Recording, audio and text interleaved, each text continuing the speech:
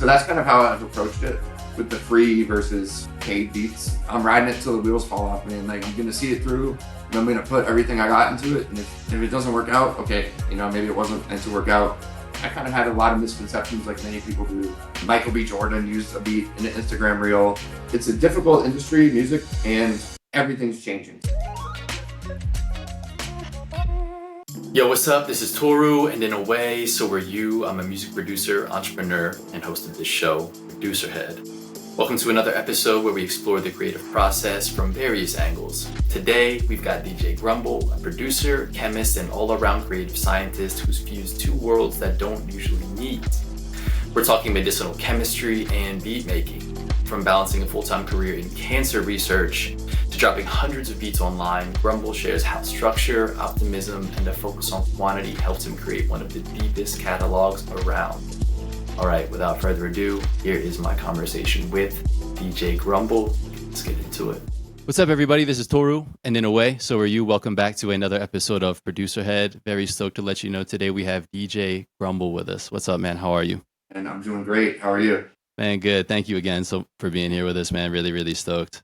All right, man. So before we get into this next part here, I do want to just ask you to get into a little bit of like the second professional background, I guess, if you want to call it that. Because I think like throughout this, like it's going to come up and there's like interesting parallels, I think, between music and what you do outside of music. So could you drop us like a little bit of context so we can understand? Yeah. So a little background, DJ Grumble is like my alter ego, essentially, right? That I produce and DJ under.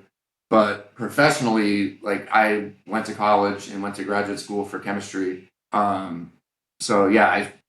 just figured out I was good at it like early on, and that's what I'm gonna do for a job. I was doing music the whole time, and like it was fun. It was a hobby. I didn't expect music to like get to a point where it could pay all my bills. I was just doing it for fun. But the chemistry, I was like, I'm good at this. I should do this. I ended up getting my graduate degree in organic chemistry, specifically like medicinal chemistry and like nanomedicine.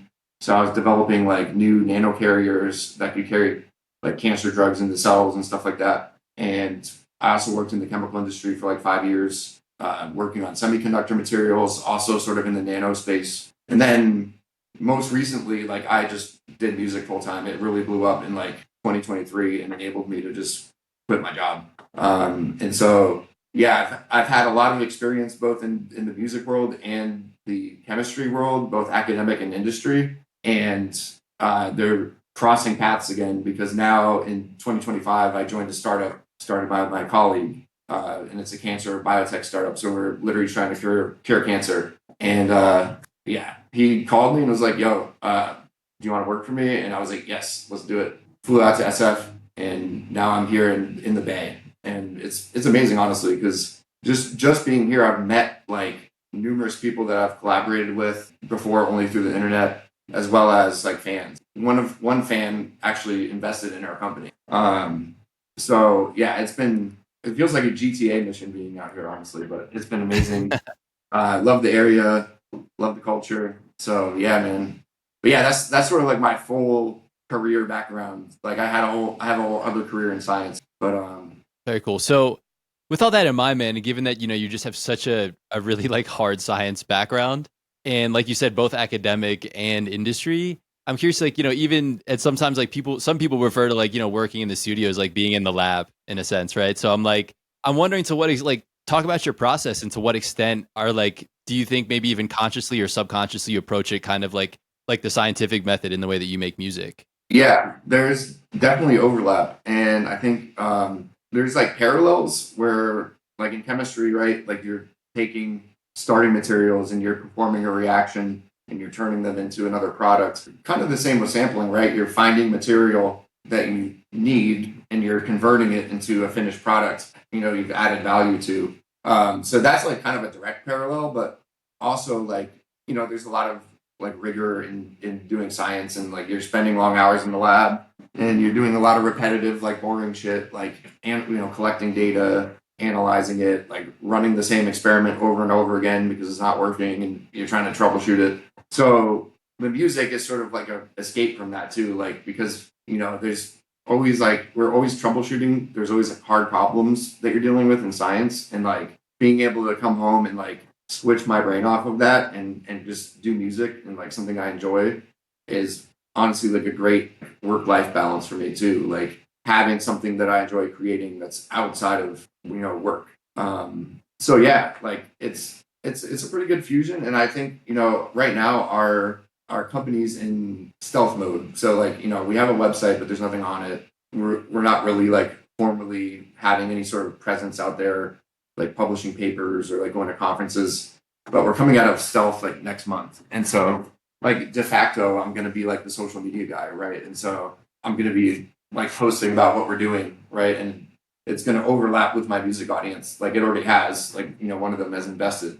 So yeah, man, it's a really interesting path, but like I'm definitely blessed to be able to like do both and like have them complement each other, right? Like where I don't feel either one is like taking away from the other. Yeah, maybe I get less time to do music. Like when I was doing it full time, it was different, right? Like my whole day was up to me, right? Whereas now I'm like, I got to go to the lab later, take care of some reactions, collect some stuff, like maybe run the DNA synthesizer, etc. But yeah, it's I always find a way to keep doing music, keep putting stuff out. Like I always claim at least like an hour or two out of the day to be creative. It's important to be able to like have some time for yourself. Yeah, like even just doing music full time, like I couldn't just be 24/7 music. Like I had to take time out of the day to do something else. So yeah, there's always no matter what you're doing, it's always you're gonna be finding a balance. Yeah, so that's interesting. I mean, I'm kind of curious about this like quantity versus quality of time spent on something versus, kind of like the returns that you get out of it. So, because I think for people who aren't full time and maybe aspire to be, there's sort of this like, I wish I could get rid of this job so I had more time to do music. And so it sounds like, I mean, what part of what you're describing is that maybe there's actually a benefit to having this job and the structure that it provides and like kind of the focus maybe when you have less time to work on music, you're like, all right, I know that this is the window, so I'm going to make it work. That's pretty accurate, actually. Yeah, it does require me to be more intentional about the time that I'm setting aside for music and like what I want to do with it. So yeah, absolutely. Like the structure, like when I was doing music full time, I had to make my own routine, which was mainly like I would do like the business stuff in the morning, like answering emails and like reading contracts and stuff like that. And then in the afternoon, like I would go out, like get groceries or exercise or whatever I was going to do. And then the evening, I would make beats and like be creative because I knew, less distractions, fewer people calling or like knocking on the door or whatever. Whereas, yeah, now it's like I know I'm going to be in the lab like from 10 in the morning to 9 or 10 p.m. and then from 10 to midnight, like those are my 2 hours to do music. And I'll like usually during the day I'll like send myself an email like what I need to do that night, like whatever tasks I have music wise, like oh, you got to like activate this license or you got to drop, set this song to drop on DistroKid or whatever. So yeah, I mean, like pretty much if you're passionate about it, you'll find a way the time that you have. And like, cause even when I was a graduate student and same thing in the lab 7 days a week, like that's when I got some of my biggest opportunities. Like when J. Cole's manager called me up in 2015, like I was in graduate school. So yeah, it was same deal, like lab all day, music at night. And I would say the other important thing is like don't force it. You don't have to be grinding 24/7. Like if you need to take a break, just take a break. Because like I found nothing. Like I didn't get good beats out of like trying to force myself to make beats. But I didn't feel like it. Just watch YouTube or watch TV or something. So yeah. How do you know the difference between like when you're like, okay, I'm just giving myself the necessary rest versus you're slacking? Yeah, that's a good one, man. I kind of judge it by like my output. Like if I'm like, ooh, it's been like 4 or 5 days since I like uploaded something to YouTube or SoundCloud. I'm like, yeah, I'm slacking, right? Like that's why I was doing the beat a day challenge on Instagram, like posting a beat from my catalog every single day as a reel. I couldn't even keep up with doing a beat a day. Like I would skip days and stuff like that. It was pretty hard to do it like consistently every single day. But yeah, like I kind of judge it just based on like, am I continuing to provide value and like new stuff for my fans to listen to, right? If I haven't been putting something out, even on like not the major DSPs like YouTube, SoundCloud, that's where I put stuff for like sort of as a soundboard to see which ones people like the most, and the ones that get the most engagement, then I'll put on the like Spotify and like Apple Music and stuff like that. So this is really interesting, actually, kind of because it kind of speaks to maybe this strategy that's kind of like organically revealed itself to you. And so, and also, it also sounds like, man, like this idea of like, oh, it's been a few days since I've shared a beat, not just since I've made a beat. And so, can you talk a little bit about too about like, have you always been just like whatever and just like down to share it? And maybe like that early undergroundhiphop.com forum experience kind of like put you in that space of like, no, like I learned so much from this feedback that like I can take whatever comes my way about it. That sense of like, because I think a lot of us have a lot more sitting on our hard drives than we share. And it sounds like you really let stuff go pretty quickly. So, speak to like where that comes from, because I think that's something a lot of us could probably benefit from adopting. Yeah, for sure, dude. Yeah, the early underground hip hop threads, it was like a battle zone, like because you people would just be unfiltered and be like, yeah, that beat was trash, 0 out of 10, like you know what I mean, and like I was like 14 or 13 years old. I'd Well, be it's got like, to be such a snobby community too, right? It's like oh, dude, everybody that yeah, like is like, yeah. because you had like the OGs who were like, had really strict standards about, sampling. Like it had to be obscure or else it, you were just, an amateur or whatever. But yeah, getting that like harsh criticism early on, I was like, like I can handle people's opinions over my beats, right? And so yeah, that's the thing. Like I do like a lot of the beats that I post are old beats because like I'm constantly making beats and like some of the beats like I might not like at the time, but like I'll come back to it like years later and I'm like, oh, actually this one was kind of dope, because it depends on my state of mind at the time, like I'll make a bunch of beats and I might think one out of the group of the beats is the hottest, but really like the one I least expected is the one that gets the most plays, like when I post it, right? So yeah, I've kind of learned to let your fans decide for you, like gatekeeping your stuff to some degree, right? Like you're not going to put out everything, right? If it's like a finished beat, like yeah, let your fans hear it, and like something that you might not even like could be like a fan favorite. Like I have a few beats that have millions of plays that I don't even particularly like that much, but like people do. So you know what I mean? I gain nothing by keeping it hidden on my hard drive. Yeah, man, that's really cool. So it sounds like there's this like you release stuff and then kind of what gets like upvoted essentially is what you kind of maybe release more officially. And also like you did mention this idea of uploading finished beats or sharing finished beats. So how do you know like what in your mind constitutes a finished beat? Yeah, so like a finished beat to me is something that's like it's like 2 or 3 minutes long, like it has an intro and like an outro. Like somebody could like hop on it and like make a song with it. That's what I would consider like a finished. So yeah, a lot of the stuff that I share like on SoundCloud and YouTube, maybe like not fully finished. It might only be like a minute, right? It's just like maybe like a main loop and like an intro or outro. And again, it's really just to gauge like how people are responding to it. Like if people like it, like I'll finish it up. Like people might comment like, "Hey, we need a longer version." So I'm like, "Okay, got you." Then make the longer version. So yeah, I do really try to. I get a lot of feedback, and like most of it is constructive, and so like I try to listen to that, and to see what people like. Yeah, just continually like pivoting to what works, right? No, man. I mean, I think I don't know. It really is cool how nonchalant you are about it, but I think there's actually like a lot of wisdom in kind of this mindset of we make a lot of stuff by ourselves with nobody to listen to it, and it's so easy to get some kind of ears on stuff now. So it's like find out what's there and like knowing that like doesn't necessarily need to be the finished version. And who knows like what ideas somebody might give you once they hear it, if you don't have somebody to collaborate with, maybe in the traditional sense, it's like that can be people can hear things and see things that you can't. And so, oh yeah, exactly, dude.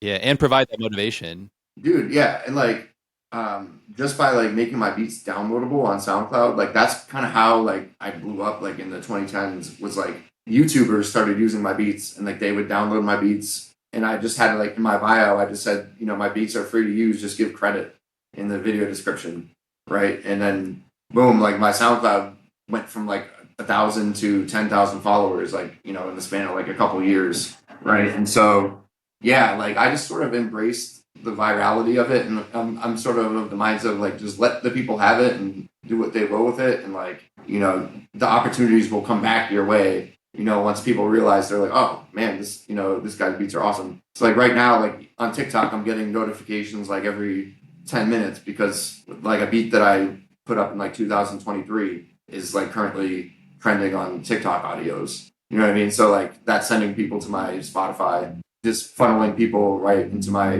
the paid platforms. You don't really get paid anything off TikTok. It's like 0.000002 cents per stream or something like that. You need to have like a TikTok shop or something like that. I don't know how the people monetize on there exactly, but yeah. In terms of like, the spectrum of like optimism, pessimism, like where do you see yourself on that? Oh, as far as like what, like my career in general, like the music career, or Just the way you just your outlook generally. I would say generally optimistic. I would say I've done a lot of difficult things and like been able to like accomplish it. And so like I would say like I generally believe in my ability to like accomplish what I set my mind out to, while also like managing my expectations that like you know what I mean, like other people have busy lives, right? Like and like things in the music industry like placements and stuff like that. Like none of that's guaranteed. Could take maybe it's like another year or 3 years before I get another placement. So like it's like having the confidence in your craft and what you do, but also managing your expectations and knowing that like a lot of your success it depends on luck. It depends on opportunities that depend on other people. A lot of people in the music business are flaky. You know what I mean? And like it just is what it is. You know what I mean? So yeah, managing expectations, my favorite phrase because yeah, especially the music industry, it's you're dealing with fellow creatives, a lot of whom necessarily have a lot of discipline, or maybe you never worked a 9 to 5 job, so it's like yeah, you're dealing with people who are getting on completely different levels of like self actualization. And that's with any industry. Like there's assholes and there's good people in any industry, but the music industry for sure has like a lot of personalities because it's entertainment, right? So yeah, manage your expectations about it, and that's what I tell like all new artists. Like your first if you're just starting out like making beats or singing or rapping or whatever, just expect to be putting out music with no recognition or anything for a while, right? Before anything happens, right? Like just because everyone wants, everybody would wants to be a rock star, right? If they could be a rock star. So yeah, it's just really saturated, and yeah, you have to like manage your expectations about how quickly you think I'm gonna make it, whatever you think making it is, or how quickly you think you'll reach a goal of how many followers or whatever your goal is, right? Like you just have to manage your expectations because yeah, it's a difficult industry, music, and everything's changing. The algorithms are changing, social media is changing. So yeah, there's a lot of factors that like are out of your control and you just have to accept it. Yeah, I mean, it sounds like too that you're pretty optimistic about like the way that you believe other people will behave in general. Because I think to make your music available for free and download for free and essentially create like an honor system, right? Yeah, like let people know it's my music if you use it.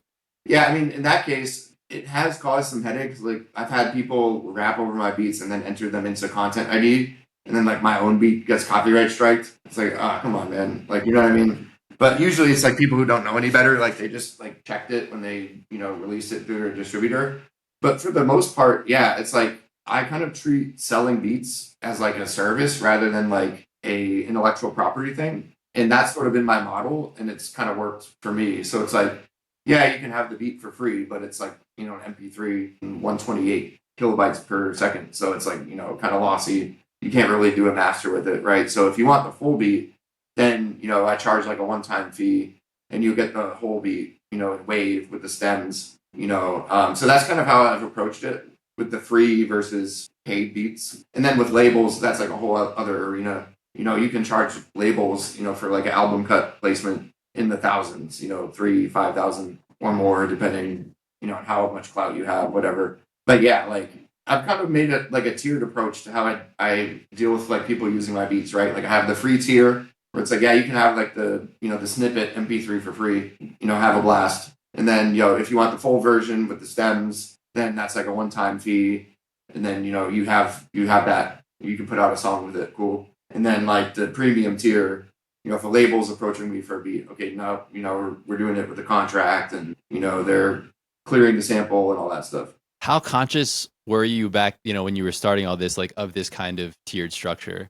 Oh, not at all, dude. I thought it was like, you get signed and like you're in the club and you made it, right? I had no clue. Yeah, like I thought like even just getting like a placement on like a big album, like, oh, you're set. You know what I mean? You're gonna be a millionaire.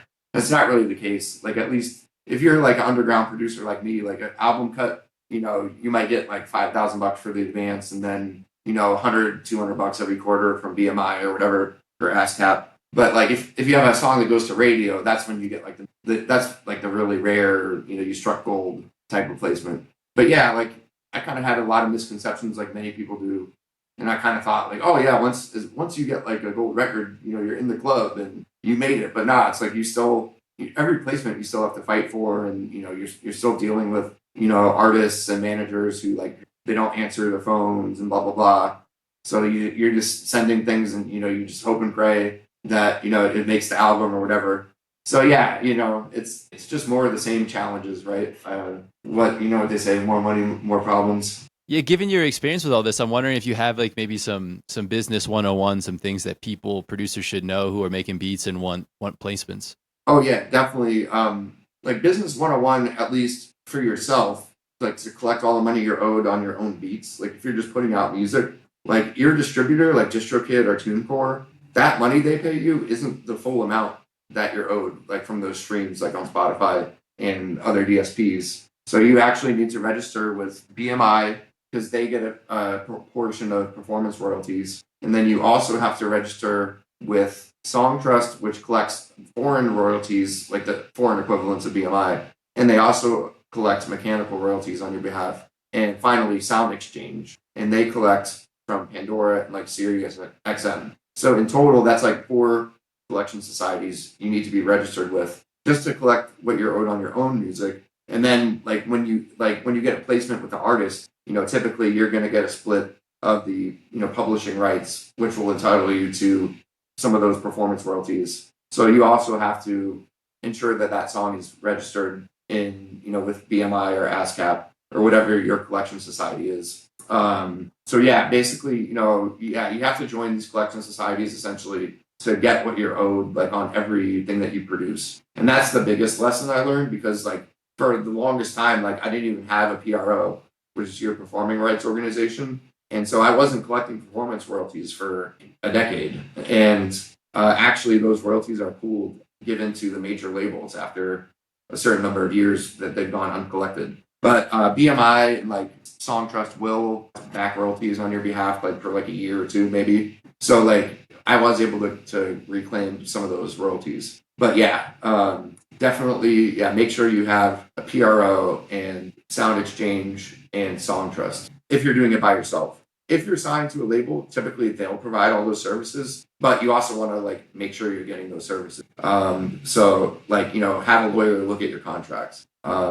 It's not a popular opinion because entertainment lawyers are expensive. And if you're just starting out, like even just a few hours of an entertainment lawyer's time might, eat up all that the money that you're making right from that contract. So, in my case, I had an uncle who was a contract lawyer, and he helped me like with some contracts, right? So again, like using your network, like friends and family where you can, is definitely important because contracts, don't sign it without reading it. You should read it. Even if you're not a lawyer, you should read and see what's in it for sure. Like do not sign anything without reading it. Yeah, guys, please don't sign anything. Like, I mean, I guess, your iTunes agreement aside. And so that's really great though. And so what I wanted to like kind of talk about is, I think that can sound really overwhelming, right? Like, let's say you're someone who's got put out a lot of music and you're like, wait, I got to go back, and you're just like, what do I do? Where do I start? How much time is that going to take me? So when you realize that, and I think this is great that you're, like open about, hey, like I kind of dropped the ball on this when I was starting out. And, I think instead of just being like, well, that's fucked, I'm just going to leave it. I was like, all right, well, better to start now than just let this keep going. So do you remember at that point, like how many songs you already had out? Is it something you sat down and like banged out in a day, a week? Did you spread it out over, what kind of time to maybe just like kind of just make this more tangible and give somebody a sense of like how I could maybe break this down? Oh, dude, it took a while. Okay, so by the point I realized I was leaving all that money on the table, it was like 2023. And I had started putting my music on Spotify in like 2015, right? So this is almost 10 years. And so I'm like, oh fuck. And so I had to register with BMI every single song in my catalog manually by hand. And then I had to contact their statements department and give them the list of the songs and be like, hey, I registered these really late. Can you guys research these and see if I'm owed back royalties on these? And they finally got back to me and they're like, yeah, we're doing our research. You should get a payment from us eventually. So like I did this in like January of like 2023, or actually, sorry, 2024. So this was, yeah, almost exactly a decade later. And by like April of that year, BMI cut me a check for like over $4,000 just in back royalties that I hadn't claimed. And then I did the same thing with Song Trust. Like I had to manually put in every song that I had out, on Spotify and all DSPs, manually put that in. And Song Trust, man, they took until like this year, until like 2025. But then I started getting back royalty checks from Song Trust, $2,000 one time, like $3,000. Like, they started coming in. But that process took it was like almost like 9 months before for the songs to be entered, like registered in their system, and then for the payout to happen was like a total of like 9 months. So like another thing about the industry is like everything is really slow. Like everything moves like multiple quarters behind. Like for example, even your distributor, like DistroKid, your payout for this month is typically the streams that you got 2 months ago. So everything is like super slow. And so that again, like managing expectations, just hurry up and wait because yeah, everything is going to be super slow and super bureaucratic. Like dealing with any of these companies or any major labels, stuff like that. So yeah, like you said, like it can be really overwhelming, right, when you start out, and like a lot of this stuff, like again, because it's like BMI pays out like multiple quarters behind, you don't need to jump and register all your songs immediately with BMI. Like you can wait a couple quarters, right? So yeah, like if you're just having fun making music, put it out, right? Don't worry about I got to be signed up with all these companies first. Like you can put the music out and then do that stuff and then worry about that after. Precisely because they're so slow and they take forever. You know what I mean? So it's kind of like a yin and yang. But yeah. Yeah, for sure. It sounds like, so you could implement, like, as you release new music, maybe just make that an extra step because, when you're doing it one song at a time or one project at a time, much more manageable. And then just maybe try to batch the catch up a little bit, on a cadence that works for you. But like, I think the point that you make, I don't know if do you know if it applies across all, like to Song Trust and Sound Exchange also, or it's restricted to the pros in terms of money getting eventually distributed to the labels that goes unclaimed? They're all like quarterly.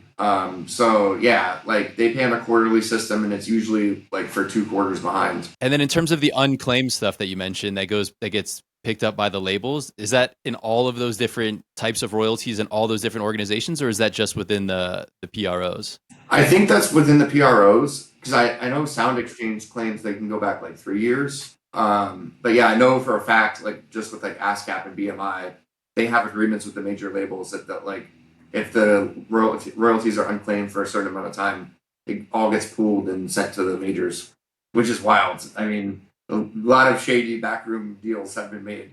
Yeah, so for anybody listening, like no matter how small that money is, think about it, even if it's just whatever it is, think about that in aggregate and that giving that free money to those labels under the circumstances they've been. Yeah, I felt like an idiot. I was like, what? I've been funding the major label this whole time? Oh, goddamn.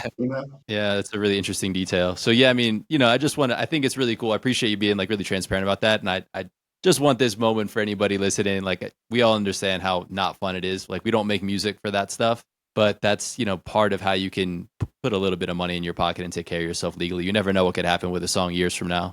Yeah, exactly. And like, it really is true that like, I kind of view releasing music as like seeding, and then like the real magic happens with most of the songs like a couple of years down the line. Once sort of it's accumulated a lot of saves and shares and like playlist ads, is when the algorithm, like for Spotify for example, starts to kind of notice your song. So like the song that I have going viral on TikTok right now is one that was dropped in like early 2023, and it was kind of like a slow burn. It was kind of chugging along, and then in the last like month or so, it's just blown up tens of thousands to plays to now like 400,000. Dude, that's awesome. Yeah, congrats.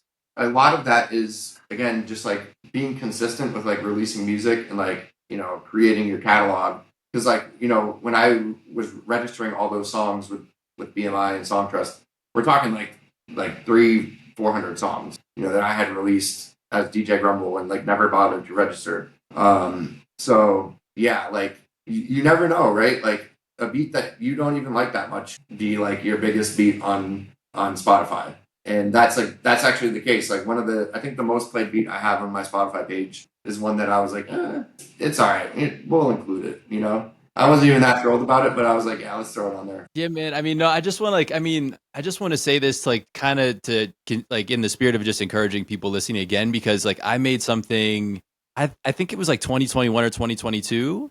And then somebody who's like a cosmetics like nail influencer on Instagram used it in a reel that went viral.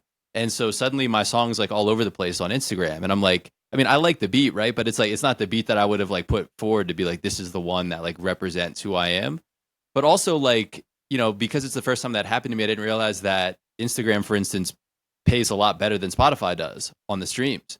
So I say like, all that again is just like you just never know what could happen in terms of, and I really like the image of seeding, right? Because you just never know what it can grow into.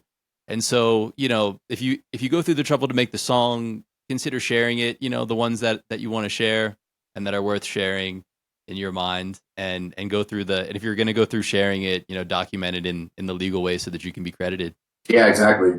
And yeah, like same situation. Like I've had songs again, like that I put out years ago. Like Savannah James, LeBron James' wife, used the beat in like an Instagram reel. That Michael B. Jordan used a beat in an Instagram reel. I'm like, damn, dude. Like, it's like I've lost control of my beats. They're everywhere. But like, you know what I mean? It's you do that by seeding and like like just putting them out on all the platforms that are available to you. And yeah, Well, man, I think there's also something to the quantity play that you talk about too, right? I think like if somebody comes across your song like algorithmically or through some kind of chance, and then they're like, "Oh, I like this," then they go to your Spotify page and then they realize that you have 400 beats on there. Like you look at that artist, like just no matter who you are, like you're gonna be like, "Who is this person?" If they have this much music, you know what I mean? It's just your perception of that completely changes. So I think there's just a lot of I don't know inspiration to take away from your strategy and your embracing releasing the way that you do. It's really cool. yeah, thanks, man. Yeah, I appreciate that. Yeah, I really like. I took it into overdrive in 2023, and I was like doing a release every week. Like, so I was dropping a beat as a single every single week, like on Thursday or Friday. And again, most of those were like old catalog beats, but like I was basically picking ones from my SoundCloud or YouTube that like had the most engagement, like the most comments that I maybe hadn't dropped as part of like an album, right? And I was like, I've made all this music, why not put it to work for me, right? And now some of those songs are like have a million plays, right? But yeah, yeah, definitely like the volume of the catalog for sure. It helps a lot, like because there's something for everyone. Like having a variety and like a large catalog means that like you can cater to a wider fan base because everybody's gonna have a different favorite beat of yours, right? And so the more beats that you can put up, like the more chances you have for one of your beats to be somebody's like favorite beat that they always listen to at work or when they're working out. Because I could even see in my Spotify stats like Monday through Friday is when I have like this plateau of people listening, and then it dips on the weekends. So like people are mostly listening like at work or like while they're studying for school and stuff like that. So yeah, it's having a big catalog, not just strictly for the volume, but also the variety too. Like it keeps people around because like they can there's always something for everybody. You're putting out like a selection of beats, and, so yeah, that's also kind of like part of the approach and the appeal, having a big catalog. Yeah, I want to talk to you a little bit about collaboration. So like how do you think about collaboration in general? Yeah, I mean, I view that as sort of like an extension of catalog building, right? And like, really, like collabing with somebody is you're cross pollinating like your audiences, and I use that phrase a lot, but it's really true because especially when you drop it as like a co-primary artist release, where it's like DJ Grumble and Toru beat, right? Then it shows up on both people's pages, right, as like a new release, and so both artists audiences will see that release, and so that's how you get like the maximum exposure of new people, right, to your music. So I mean, I really like I welcome collaboration, like whether it's like somebody with a small audience or a big audience, because it's always like a way to introduce new people to my music, and not just strictly out of audience sharing, but just the transfer of creativity between people, right? Like usually people I collaborate with, it's because they're filling a gap that I like don't have in like what I'm trying to create. So like I like to collaborate with like a lot of musicians, like people who play instruments. So like, let's say I have a beat and I'm like, man, this really just needs like a guitar on it, right? Or like a trumpet on it. Like knowing people who are instrumentalists and can do that, right, is like a major asset to me as a producer. Where I started mainly sample based, right, and still am. But like now with collaboration, I've sort of branched out into not only just like making beats with other producers, but also like working with musicians, incorporating like live instruments into my beats. So yeah, I mean, there's so much you can gain from it, and it's honestly most people are like super down for it. Like it's rare for me to encounter somebody who's like turning down collabs. Like nah, I'd rather just do my own thing. You know what I mean? Like most people are like, oh yeah, fuck yeah. And it's really just a follow through, right? Like everybody has a different level of follow through, and like some people are super on the ball and like really quick with it, and it's like I'll send an idea and like they send it back and it's like it's done in like 24 hours, right? And then other people, I might marinate for like a few months before like we finish it up, right? And again, it's like managing expectations. Like everybody has different sort of way that they put out their music and they release, right? So also just sort of understanding that like not everybody is going to release like you and does music like you, and like learning how to work with other people and like their workflows is important to like to collabing for sure. Are there any parallels that exist between being like a good lab partner in the science world and being a good collaborator in music? Yeah, I would say so, because I mean science is almost more punishing in the sense that like you can go months where like you're trying to get one experiment to work and it's just not working and you don't know why, and you're just troubleshooting it. And so like the best person to have as like a colleague like working with you is somebody who like also knows how to manage their expectations with regards to how one particular experiment is going to go. Like we don't expect this to cure cancer right here in the dot, right? This is just one small part of like a big larger picture. But yeah, like I would say I get along best with like people who are their own toughest critic. And again, like I sort of mentioned that before, like being objective about your own music, it's really hard. And it's easy to kind of like puff your own farts and be like, oh, this is the greatest beat ever, because I made it. But like, yeah, it's like like basically being able to be objective about your own music is really important, and also kind of what I look for in like a not only a like music collab partner, but like a lab partner. Being objective about your own data, right? Because yeah, like I said, most experiments fail, and there's a lot of people get tempted to be like, well, maybe I'll just cherry pick the data, and then the experiment looks better, right? But like I don't out of principle I refuse to do that.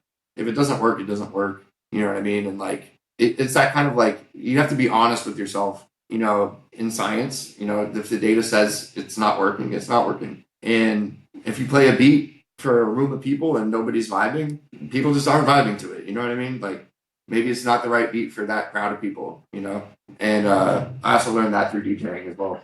Like what to pick, for the crowd and how to keep the crowd energy up. But yeah, like just to boil it down to like two words is like be objective. You know what I mean? Like yeah, and it's hard. It's really hard. Yeah, how do you go about creating distance from something that you're like by definition so attached to, both like emotionally, personally, and like physically, in a sense you made this thing?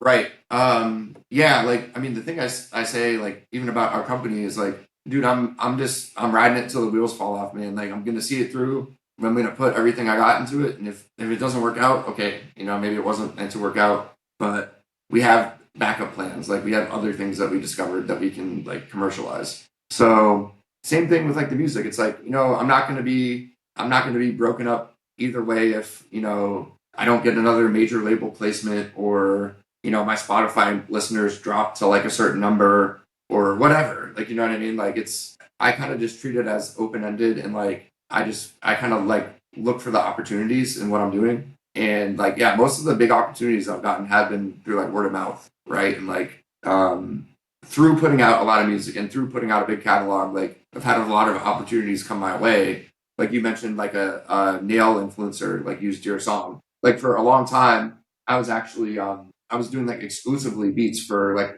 a major beauty influencer on YouTube, and she would pay me like $250 a month for like a dozen beats that were like exclusive to her. And so like again, that's just like somebody who found me completely organically. Was like, I like your music. can we work out something together? And that's what we worked out. And so basically just being open to what happens, what the universe gives back to you, right, from what you put out into it. So like in order to be more objective, to just kind of like take external information in a bit and pay attention to data outside of your own kind of emotional or emotional reactions or your thoughts the same way. Right. Like, yeah, it's valid to have emotions, right? Like I would feel shitty if our company went under, we weren't able to pull it off or whatever, we run out of money, like we have to fold. I don't think that's going to happen, but it's a situation where you could be hard on yourself, like, damn, I failed, but that's why, like, again, like planning also, like, having things that like, that you can pivot to if what you're doing isn't working. So like, even with the music, like, for example, vinyl sales are like, the highest they've ever been. And one of the most frequent DMs I get is like, hey, is, such and such album on vinyl? And usually I have to say, no, sorry, I only have this one. Right. And so, like I actually saved up some money specifically to print or press like my older catalog items on vinyl, because like I've identified from data from messages that's in demand. And like, for example, let's say Spotify's beating me up and like I'm my monthly listeners are going down. My strategy would be, all right, I'm gonna like start pressing all these vinyls because people are asking for them, right? So I always kind of have like a pathway, like a plan B, plan C, plan D. You know what I mean? I wanted to ask, how do you change, if at all, when you're collaborating versus making beats solo? Oh yeah. So yeah, it really just depends on who I'm working with and sort of like their style. Like a lot of my collabs are like via the net, right? And so a lot of the time it's just like my homie will be like, I chopped up like this really sick sample, but I can't figure out the bass line. And he'll send me like the sample chops and I'll like play the bass line to it. Then I'll send him just the bass and he'll like throw it on the beat, right? Or sometimes it'll be like, somebody came up with some chops, but like, man, I can't figure out the drums, or like I know your drums are smacking. Can you lay something on this? And so a lot of times it'll just be like filling in a gap in a beat where somebody's trying something that's not working, and they kick it to me and like, Grumble, I know you can do this, right? And then a lot of times that's like through the net, it's kind of kicking back files back and forth until it's complete. Like in person, a lot of times it'll be passing a USB back and forth, right? Like, like I'm on my laptop and I'm like adding stuff to the beat and then I like pass it to my boy. So that's what we do in like beat camps, for example. Like when we generally once a year, I try to rent a whole Airbnb and like invite my producer homies to it, and we'll just cook up for like a long weekend or whatever. And yeah, we'll just do collabs like that. Like whoever at the time is like up and making beats, you know what I mean? He's like, yo, I got something. Like, anybody want to add to this? And, we'll just do it that way. But yeah, like it's pretty much like I just kind of get a sense of like what their style is and like what their production style is and how I can add, like how we can synergize essentially. It's really about like creating like a synergism and like more value together than just each individual producer alone. There's a bunch of producers where like I've dropped like full tapes with them. Like Kobe Banks is one that we've done like an entire like 3-album series together, and that was all like kind of like 80s R&B themed beats. Like we decided it was gonna have a theme, and like the visuals are all from like Breaking Bad, but like our faces were replaced into like Breaking Bad scenes, like because of the chemistry and stuff. Yeah, man, I've collabed with a lot of people, even people like that like don't even speak English. Like a lot of these overseas dudes like in Europe, like who are like really into hip hop, but like they don't speak English or very little English. Like dudes in like Russia and like Ukraine and shit like that. So I've done a lot of net collaborating, and then in person. One of my homies, Dr. Malcolm Lex, like he's sort of like the Rick Rubin of our like producer group, where like you can just like give him something to listen to, and he'll like notice. Like I have pretty good ears, and like I have him like executive produce a lot of my albums because he'll like pick up things that like I didn't notice. Like on Freestyle Tools 2024,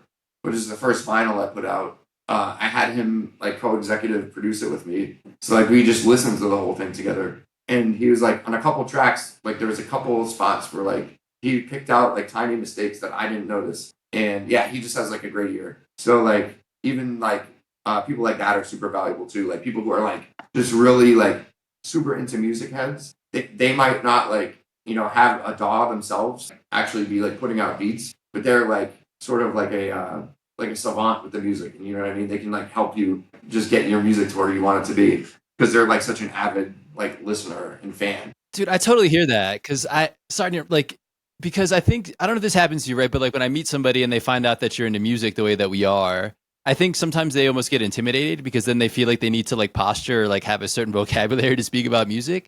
But I totally hear you on that. Like there are people that really understand so much more about it than they realize, even though they haven't maybe studied it in an official way, and can give you so much valuable information about how to improve your music. Yeah, exactly. And that's like kind of like what I've, the theme I've harped on is like, sharing your music. And it's like, yeah, it's like basically just through sharing my music with my homie, like I figured out like, oh man, this guy was like a savant. Like, you know what I mean? Like he'll recognize the samples. Like, you know what I mean? Oh, that's Anita Baker, isn't it? You know what I mean? So yeah, he's fucking super nice with it. But yeah, we actually studied together and we were going to have, we wanted to initially have like a radio show, like on the student radio, but it was like the only slots they had were like 3 at night, and we were like, fuck that. We were gonna call it Nanostorm Radio because they had like the Quiet Storm Radio, which was like a R&B, like it's like syndicated on iHeartRadio, the Quiet Storm, and it's like R&B themed radio show. And we're like we're doing nanotech, so it's like the Nanostorm. But the name stuck, and so like that's like all the stuff I put out is under Nanostorm Records. And like, yeah, we ended up instead of doing the radio show, we would just hang out like after lab and we would just be making beats and like listening through samples. Like he would be like, yo, yeah, stop that one. And like he would like hear stuff in samples and stuff.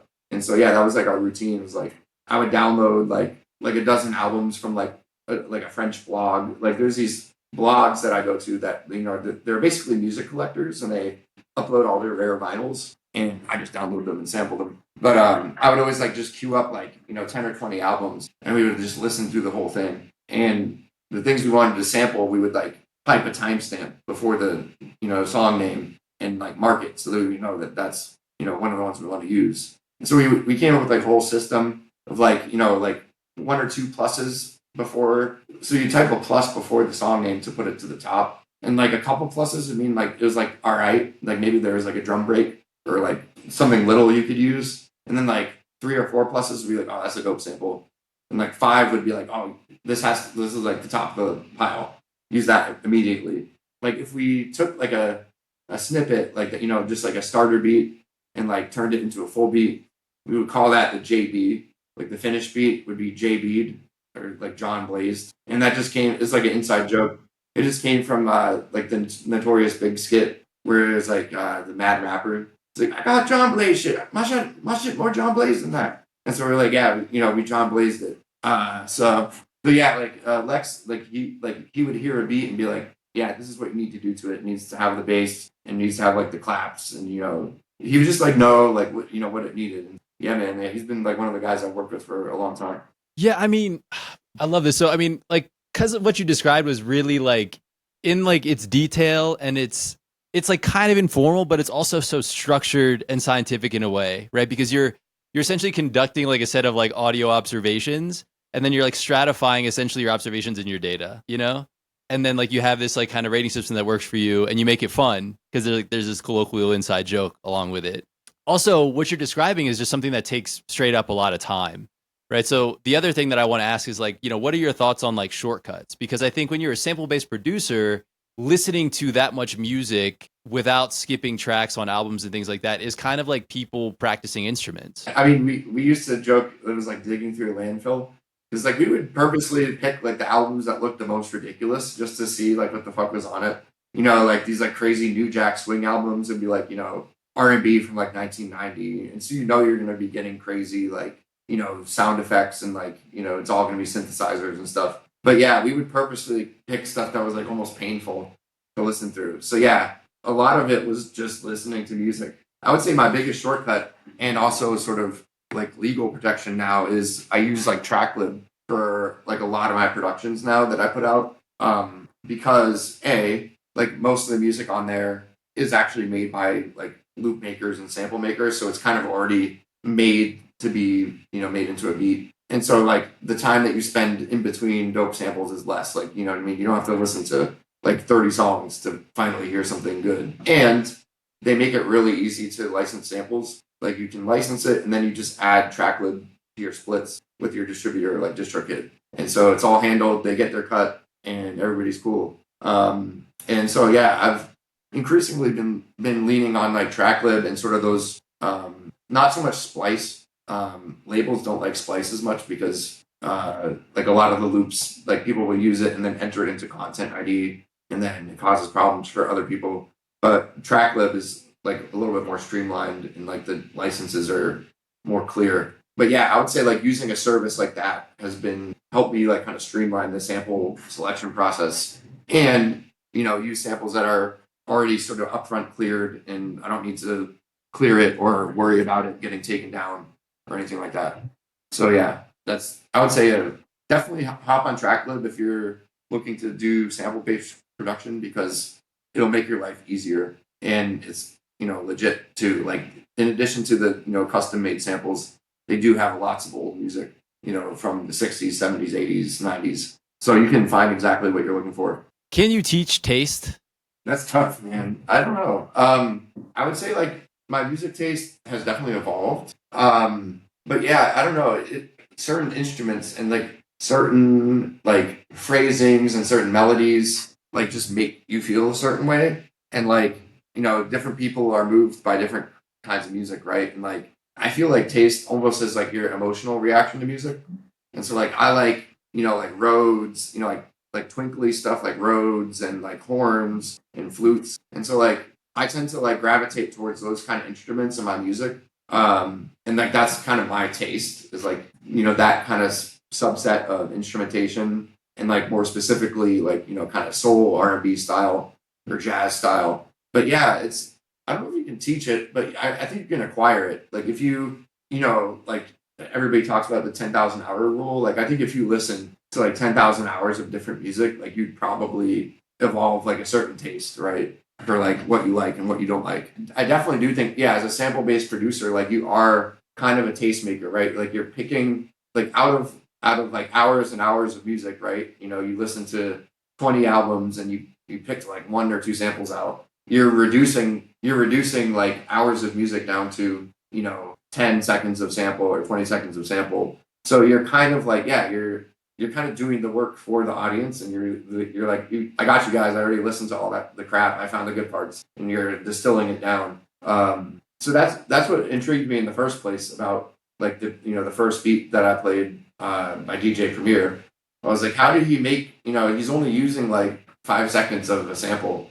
So how did he make it sound like like it's a whole song, and like you feel moved by the beat. It makes you feel something. So yeah, I was like, how do you distill it down like that? It was sort of like the central question, right, of taste and of music. But yeah, I think it's something you can develop over time, and like, and some people, people have different aptitudes for it, right? And so some people develop a taste for certain music really quickly, and some people maybe they don't get into a certain kind of music until they're like in their 30s or 40s or something like that. I kind of feel like really no matter how you make music, I mean, I definitely agree, especially in sample based music. But I also think if you're somebody who writes in like quote unquote a more conventional way and you're using like instruments, that in a way like you are curating your tastes in a way, because you could do anything.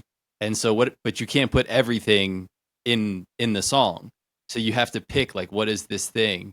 And so it is sort of like people are in a sense listening to your taste and your judgment. Right. Yeah, and like I said, like a lot of addition is subtraction, right? And so yeah, like a lot of how a beat sounds is like what you left out, and not what you kept in there, right? And like there's been a lot of times where like I've made a beat and I think it's done, but like actually if I delete the hi-hats, it has a lot more space, and it sounds a lot cleaner, so yeah, it's like your taste is not just like what you like, but also like how you like put it together, arrange it in its final form. What's something you would have producers know, that are trying to come up?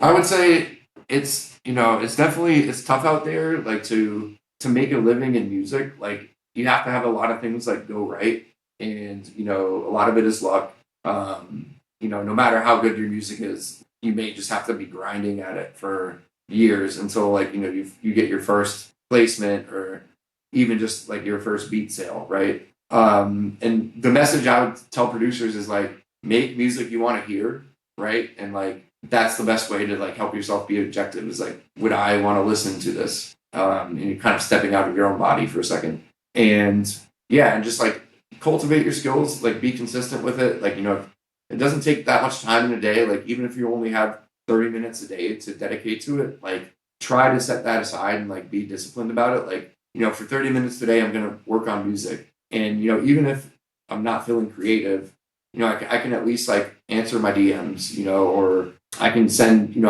demos, to somebody I want to collab with or whatever. Right. But like, try to be intentional about the time that you set aside for music and move with a purpose. And as much as I'm emphasizing moving with purpose, also it's like have fun with it too. Like, you know what I mean? It's at the end of the day, it's creative, right? And you're the artist and you get to decide what your music sounds like. So yeah, like I would say in the beginning, like treat it like a hobby and you'll know if it's not, the fans will tell you if it's not a hobby. And yeah, don't be afraid to put your music out there. And again, the fans will tell you, if you've got something for sure. Right on. Is there something that like what keeps you going in terms of motivation? Is there something that is in your head that you're trying to make that you still haven't made? Or is there some kind of just incremental improvements that you hear in what you're doing, like and growth that you chase? Or is it neither of those things? Is it something else? Part of it is almost like an obligation now. It's like I've created this music and like people are kind of like I have a fan base that kind of like I gotta keep giving the music, you know what I mean? I can't just stop now.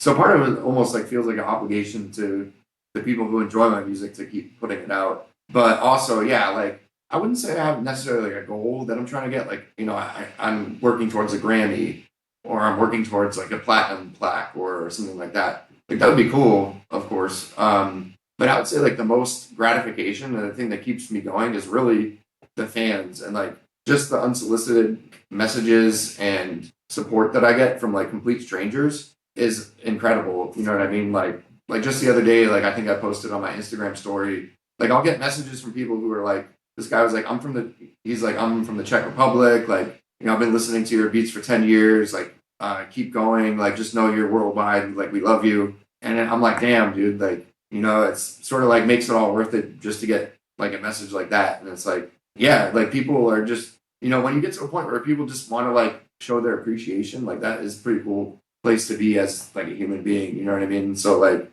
just keeping that going and like, keeping giving the fans what they want and, the fans will support.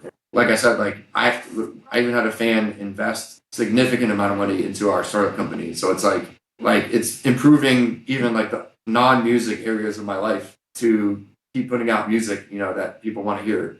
So yeah, I mean, I think it's just really like it's putting out a positive energy into the world and you get positive energy back. I know it sounds cliche, but in my experience, it is kind of how it works. 100%. Yeah, very cool, man. So I have these like shorter form kind of quick hit questions I want to hit you with. But before we do that, I just want to ask you, are there any upcoming projects or existing projects that you want to kind of put a little shine on for a second? I would say, so upcoming, I have an album coming out with the indie label in France called Hip Dozer, and I've released a bunch with them, really cool label. It's called From the Basement, and yeah, it's just more DJ Grumble beats, curated by the French. They're good at picking beats, so yeah, it's a good album to throw on if you're like driving or if you want to freestyle or if you're studying, working, whatever.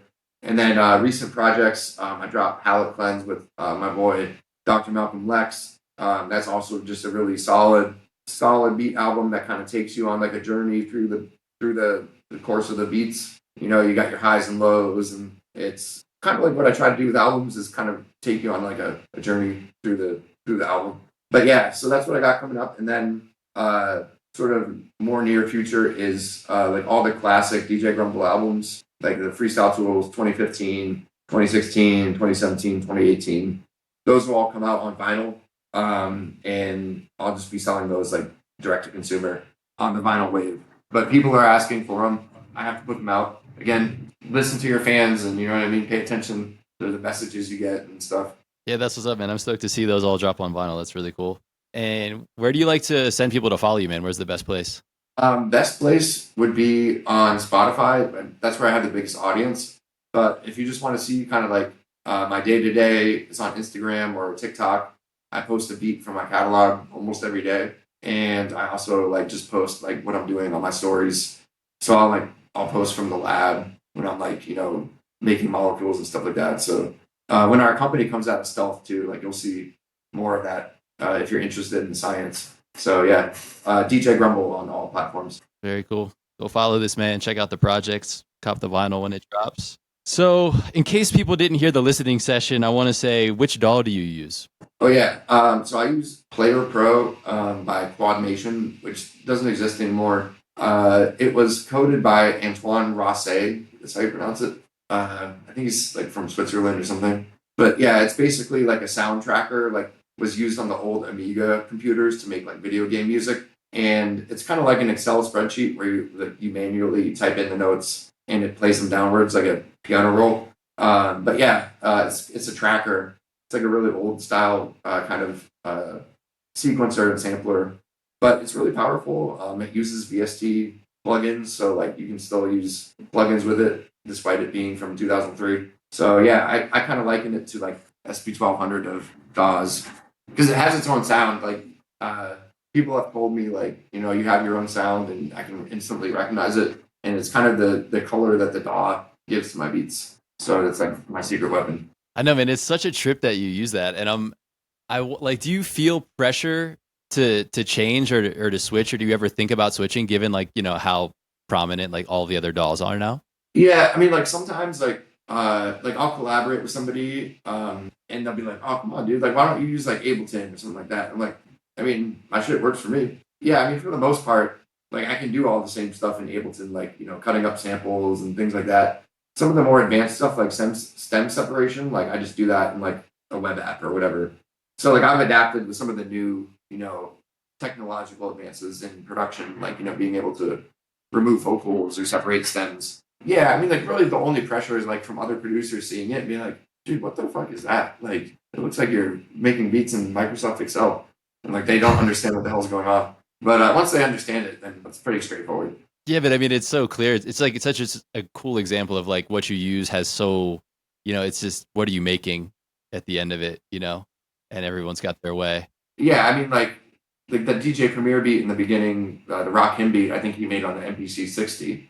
And that's not even a 16-bit machine; that's a 12-bit machine. So like, DJ Premier is making hits on 90s. Or I think the MPC 60 is like maybe late 80s was in development. So like this is 30-year-old technology. So I mean, really, I mean, CD quality hasn't changed. The CD came out; it's 44.1 kilohertz and 16 bits. So it's going to remain the same for the foreseeable future. So until I'm forced to upgrade to like 24 bit or 96 bit or whatever, or 96 kilohertz, I'm staying at the CDQ.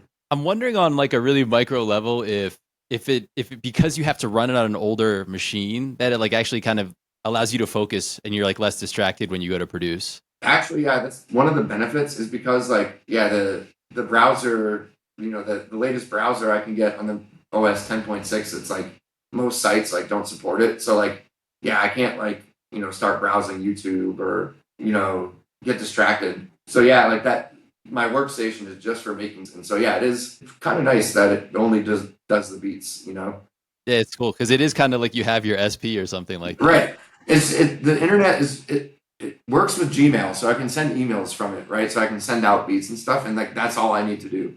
So it does just enough. At least Gmail still supports it.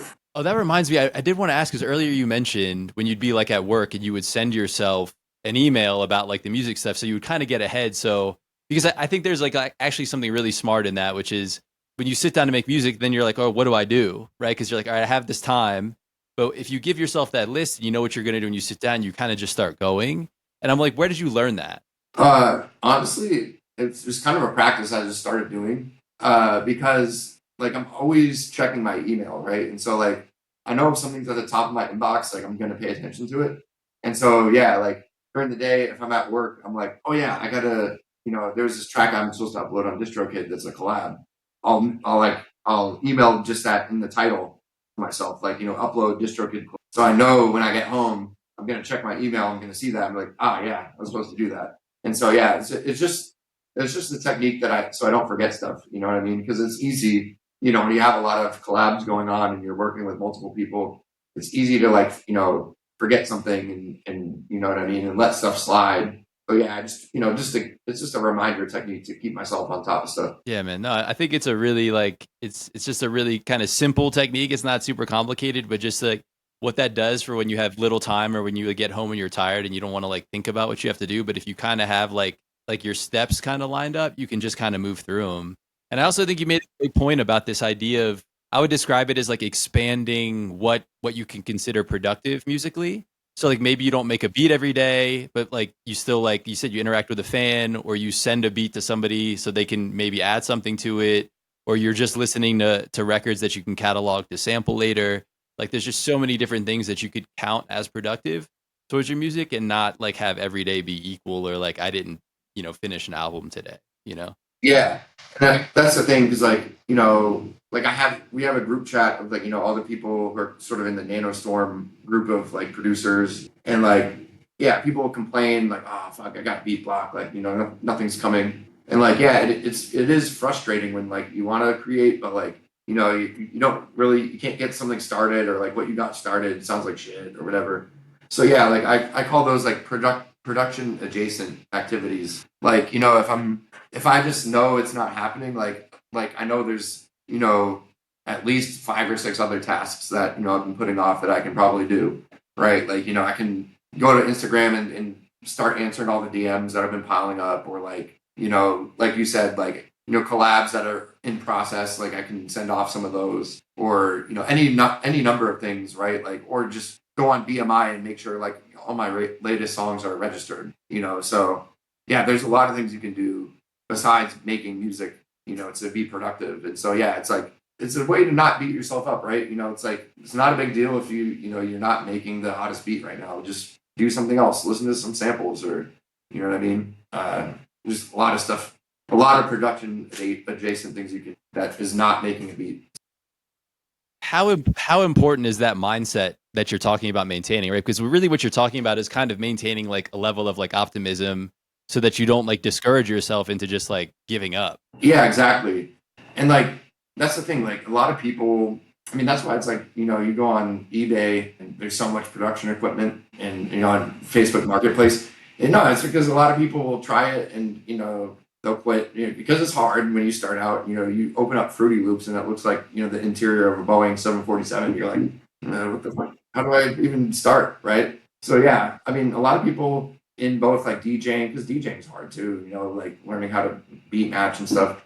A lot of people get discouraged and will quit, and sell their decks or sell their MPC or whatever, after giving it a go, and they're like, it's not for me. And yeah, I think it's really just consistency, and like you just have to accept that you're gonna suck at something. It goes for anything really. Like you gotta suck at something before you're good at something. And part of that is being objective and realizing that like your first beats are not gonna be great, right? And like you don't have to try to make them great, right? You're just focus on having fun and like experimenting and like finding what you like to do, right? And like what kind of beats you like to make, you know what I mean? And like I said, I'm my own worst critic, right? And it's easy for me to put pressure on myself to perform and this has to be the best beat ever and right and so yeah, it's like really about being objective but also not holding, you don't have to nobody has a gun to your head, you set the standard that you want to set for yourself, right?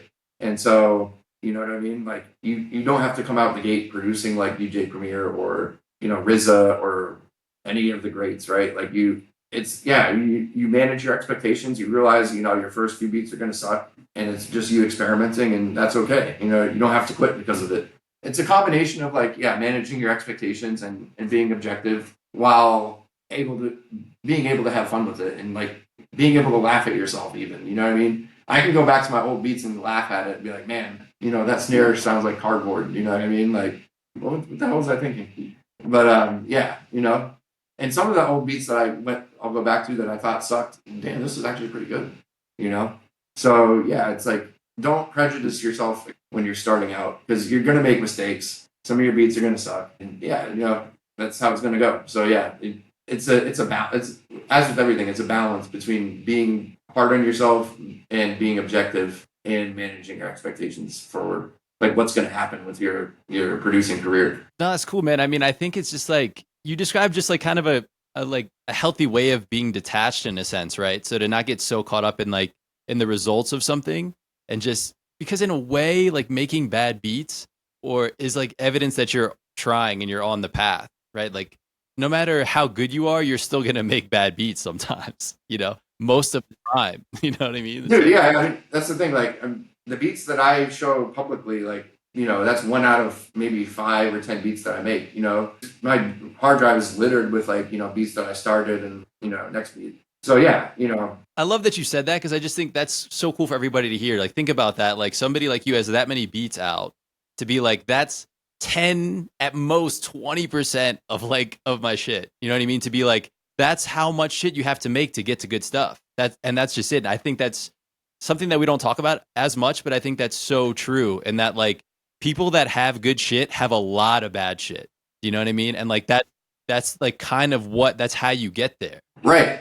And like I've had phases, like I had like a boom bap phase where like all my beats had like really swingy kicks, like boom boom boom boom boom boom, with like the astronomical, economical, scientifical, type of beats. And then because that, in the beginning I was copying sort of the East Coast sound, and then I had a little phase in the 2010s when dubstep was big, and I was like incorporating like electronic music into my beats, And so yeah, it took a while for me to sort of settle on like, all right, this is my sound. Like I've kind of fallen into a groove of like where my sound is unique, and like people can tell that it's a DJ Grumble beat. So yeah, I mean like even for me, I kind of I had a bunch of different phases where I was exploring different subgenres of hip hop and making different type of beats. You just got to experiment, man, and you got to figure out like what you're good at. You're not going to know if you're good at it if you don't try, And you might even find that like you set out to produce hip hop, but like maybe R&B is your forte, right? Because like my first major placement was with an R&B singer. Like I was making hip hop beats, but she was singing on it, and so like my first placements are all R&B. And so yeah, it's like being open to maybe being led on a different path than you think you're going to be on. That's a big one. Like where you are in 5 or 10 years might be totally different from what you're envisioning. You might be producing pop or something or EDM. But yet you have to try and fail to like know what your strengths and weaknesses are. So yeah, it's all about that. Don't quit when you fail for the first time. Like you're gonna fail. Well, yeah, man, and kind of what you just mentioned too, that natural self-discovery of what you do well through trying to copy and try what other people do, right? And it's like, yeah, like nobody's suggesting that you just make cover beats and put those out, but like you can learn a lot by trying to do what other people do and like what you like listening to. And even what you don't like listening to, understanding more deeply what you don't like is also worthwhile. So all that's super interesting. Yeah, and that's you actually touched on a big one. Like when I give advice to people who are starting out, and they're like, "Yo, how do I like learn how to make beats? Like, what do I physically do? Like, what do I buy?" And I'm like, "Well, your best bet. Did you have a computer? Yes. Okay, get Fruity Loops and just watch tutorials of people making beats like on Fruity Loops or whatever DAW you want to use, because like YouTube is just full of tutorials, and so you can learn just step by step by watching somebody do it. And likewise, like if you really want to figure out how to make the sounds that you want to try to make, yeah, try recreating like songs that you really like. And you can learn by doing basically how to get that sound, right? Because you're going to figure out, what plugins you need and what sound packs you need to download to make your beat sound like that beat that you really like. So again, yeah, like for beginners, I always recommend like tutorials or like remaking beats, because yeah, it's a good way to sort of like figure out how to get to the end product. Because yeah, it's like I said, it can be intimidating opening a DAW for the first time. There's so many buttons and shit. You're like, what the fuck do I press first? Yeah, and like kind of what you're describing too is right. It teaches you how to just become a better listener, because when you start to deconstruct stuff and rebuild it, now when you listen to music, it's hard to describe it. It just enters your brain differently. Oh yeah, absolutely. Like now it's like I can have samples playing like while I'm doing something else. I'll be doing something else entirely and just have samples running in the background. And as soon as I hear something, I'll like whip around and I'll stop it. And I'm like, oh, I heard something. And it's like my brain is like trained even passively to hear stuff. Whereas like, yeah, it's like I had to build that practice of just listening to a lot of music. But yeah, it's like to your question about taste, it's like something you do develop. But yeah, you gotta listen to a shit ton of music. 3 favorite albums. Oh man, that's gonna be a tough one. But just off the rip, without me thinking about it too hard, I'm gonna go with Mad Villainy by MF Doom and Madlib. We're gonna do Donuts by Jay Dilla and Peach Instrumentals by Pete Rock. And those, I mean, I just came up with those just because those are probably three of the most probably heavily influencing albums like in my early discovery of hip hop. You know, like Mad Villainy came out in like '04, I think, and you know that's when I was just starting to make beats, and I'm like, holy shit! Like how these guys built this whole like universe in this album. You know, how do I create like a sort of this? It's almost like you step into like a sonic cinematic experience when you listen to that album. So like, yeah, I want to learn how to do that, and so yeah, a lot of my early, a lot of the things that I pick as my favorite are things that sort of were influential and like the direction that I went in. Yeah, man, that's a good 3. Have you watched that Our Vinyl Weighs a Ton, the Stones Throw doc? Yeah, because I they talk a little bit about that. I think it's in that where they talk a little bit about the making of it. Okay, so I haven't seen that. The one really good doc that got me into producing and DJing is called Scratch. It's a documentary by Doug Prey, and it came out in like '01.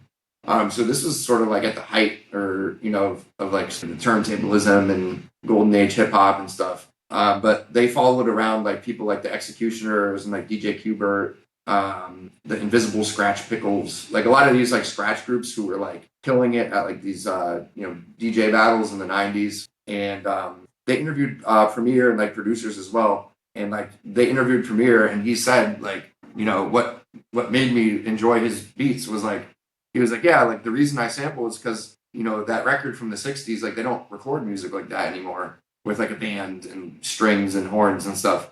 So I got to go back to the '60s to get that sound. And I was like, okay, yeah, that's how he does it. Okay, word. But yeah, that's the Scratch documentary by Doug Cray.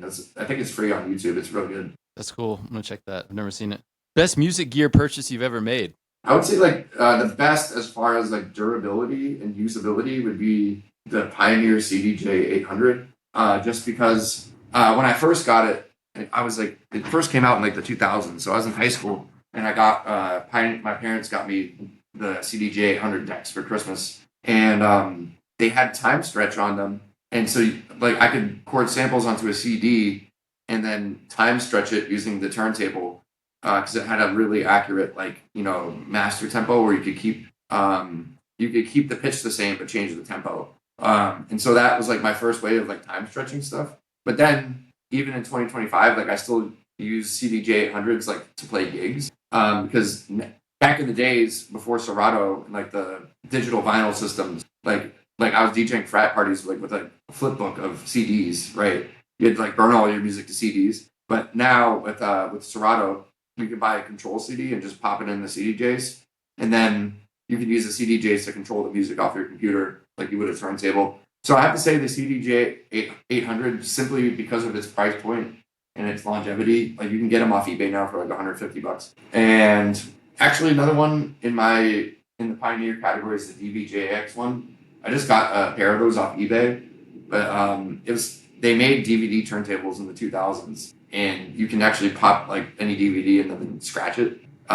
Most people like don't know they exist, or like they kind of caught on to some DJs, but like in public consciousness they never really caught on. And so for my next series, like on social media, I'm gonna do scratching, but with like music videos and stuff like that.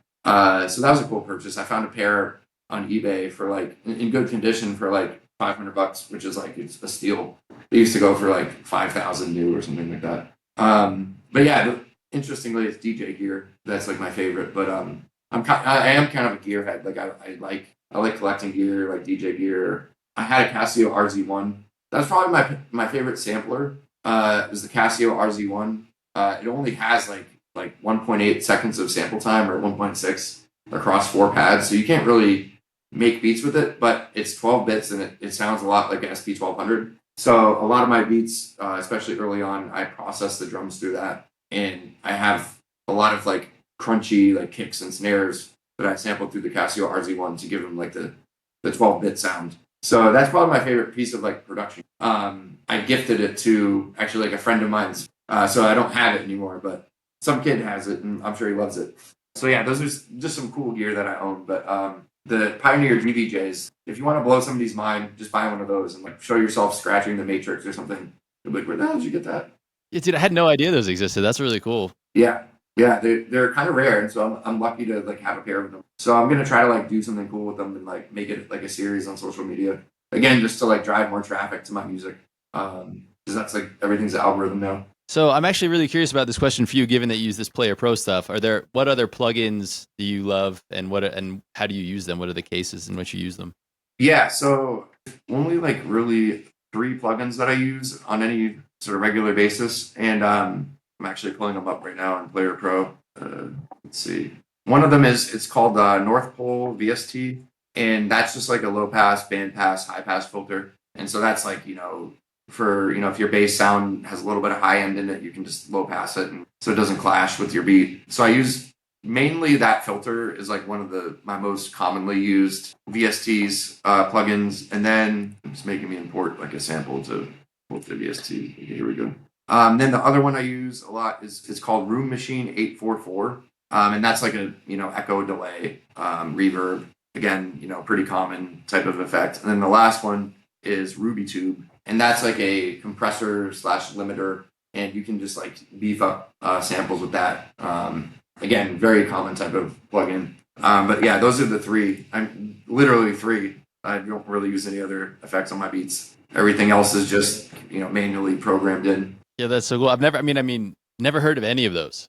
Yeah, I mean, they're like 20 years old. So, I mean, I don't think they run on modern computers. But yeah.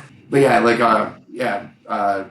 filter, reverb delay, and compressor / distortion. Yeah, man, we're getting like, this is behind the scenes for that Grumble sound, man. Yeah, for real. Something you bought for music and never used. Oh, well, I've definitely bought albums that like I didn't find any good samples on.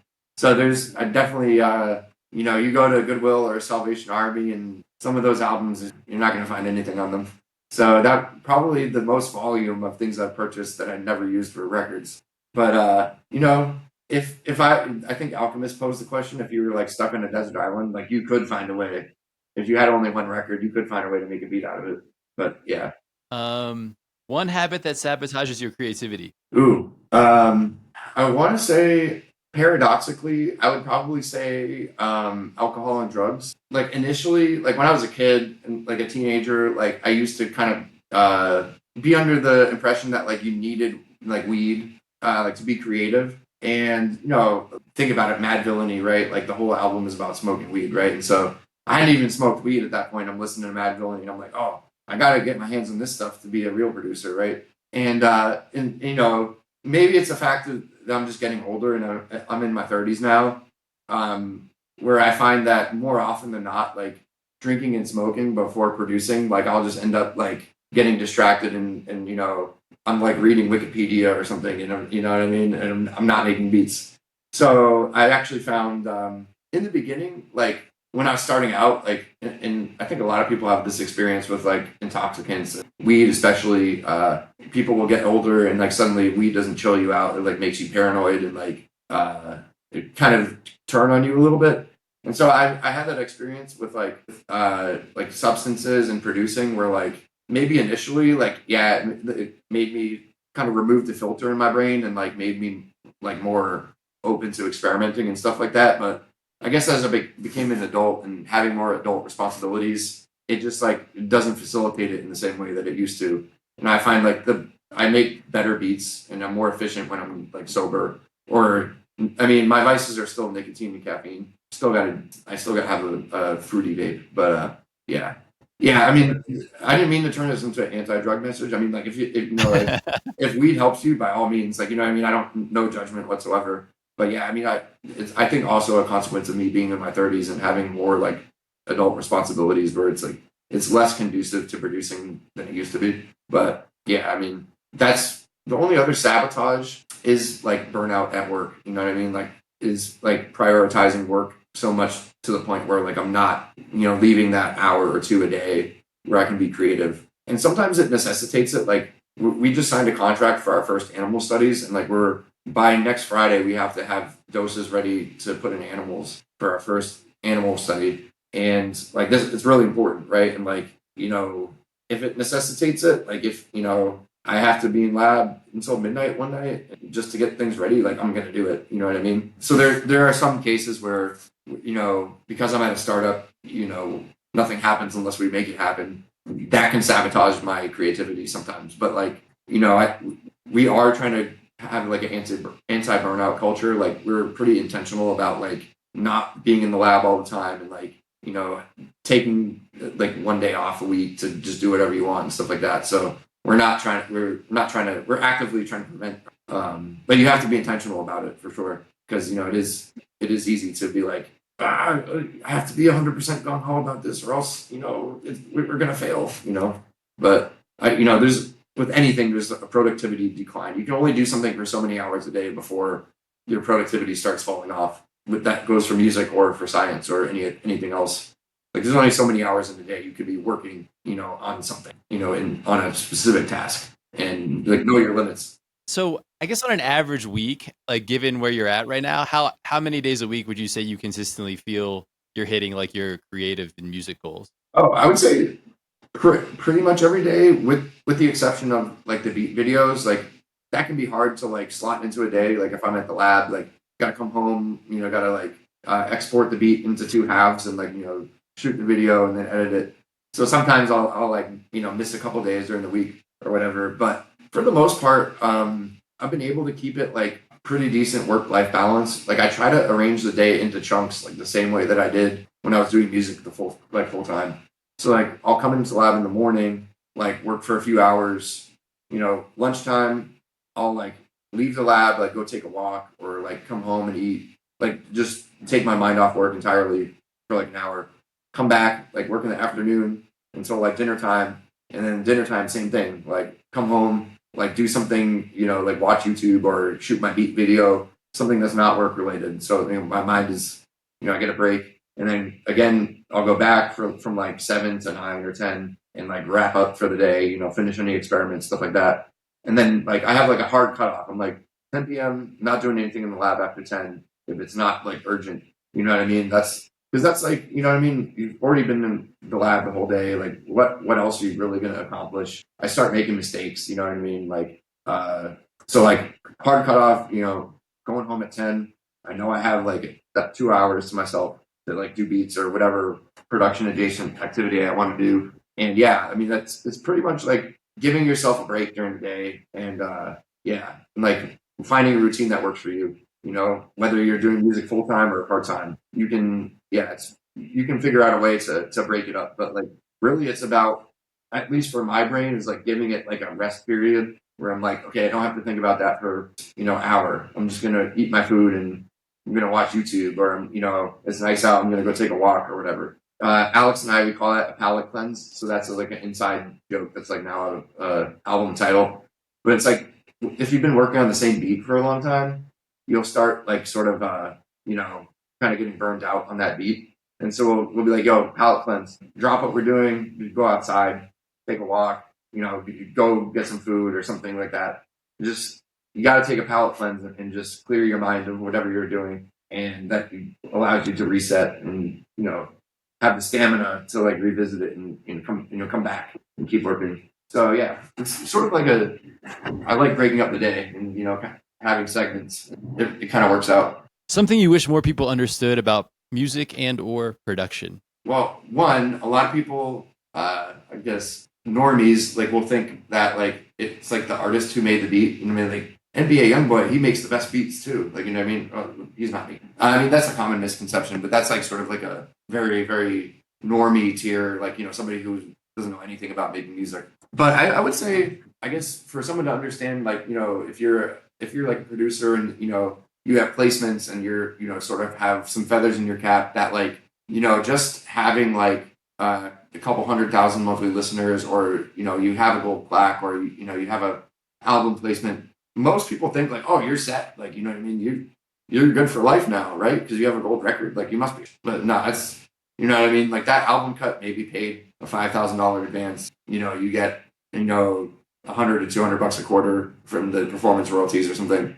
So yeah, like I think people actually tend to overestimate based on the external validation, like that you must be like you must have it made, you must be rich, because you have a gold record, and it's really not like that, unless you produce songs that are like on the radio, like you're pretty much like an average Joe, you're underground like everybody else. So yeah, I mean that's the biggest misconception I've come across. Like when I tell people I'm into music, and like they see my Spotify and they see songs with millions of plays, and they assume, oh, that must be millions of dollars. It's like, nah, a million plays on Spotify is like $4,000, and that's if you're collecting all of them. You know what I mean? So they're not telling you how to collect all of it. A lot of the music industry relies on you not knowing how to get paid. Like even for the label advances, like I didn't know I had to invoice the label. Like I thought they were going to send me a check. Like they have my address, like so a check is going to come, right? You have to send an invoice to like the right person and get registered in their online portal and all this stuff. So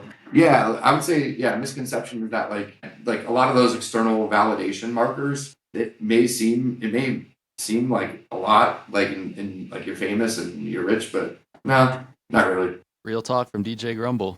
Yes, sir. Movie that changed the way you think. A movie that changed the way I think. Oh man. I gotta say, like, I'm not a huge like movie guy in the sense that like I watch a lot of movies. Like people call me uncultured because like I haven't even seen stuff like Titanic and shit.